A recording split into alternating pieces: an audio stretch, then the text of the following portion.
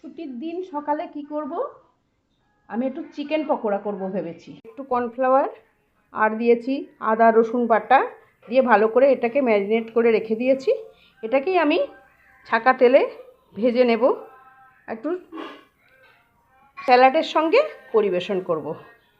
আপনারাও তৈরি করুন এরকমভাবে।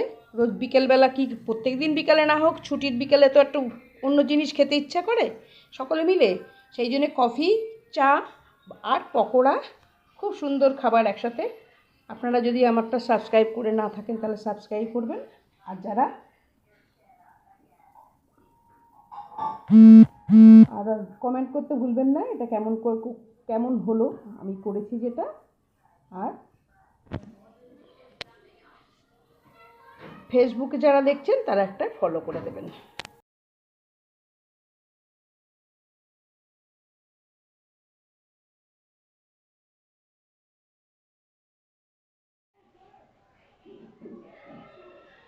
ছুটির দিনে বিকালে কী খাবেন চিন্তা করবেন না, পকোড়া তৈরি করবেন। চিকেন তো আসেই ছুটির দিনে, বা মাটন আসে। চিকেন অল্প করে নিয়ে এসে ম্যারিনেট করে এইভাবে রেখে দিয়ে বিকালে সুন্দর করে ভাজবেন, ভেজে সবাই মিলে কফি চা দিয়ে খাবেন, তাহলে আর চিন্তা নেই, বিকেলের খাবারের জন্য আর চিন্তা করতে হবে না। আর এইভাবেই তৈরি করে খান, অনেক পয়সা সাশ্রয়ও হবে। একটু হয়তো আমাদের কষ্ট হয়, তবু তো নিজে হাতে খাঁটি তেল দিয়ে তৈরি করা আর নিজে হাতে তৈরি করা সুন্দর একটা খাবার, এভাবে তৈরি করে আপনারা খান। তৈরি করে নিয়েছি চিকেন পকোড়া, আর এখানে নিয়েছি স্যালাড করেছি, শসা, টমেটোর টুকরো, একটু গন্ধরাজ লেবু আছে, পেঁয়াজের কুচি, একটা কাঁচা লঙ্কা, যারা একটু বেশি ঝাল খাবে কাঁচা লঙ্কাটা দিয়েছি, আর দিয়েছি এখানে সস দিয়েও খেতে পারেন।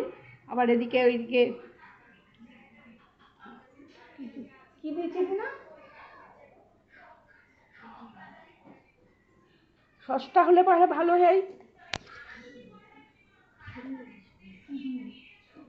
আচ্ছা, কাসুন্দি আমি দিয়েছি, কিন্তু আপনারা সস দিয়েও খেতে পারেন।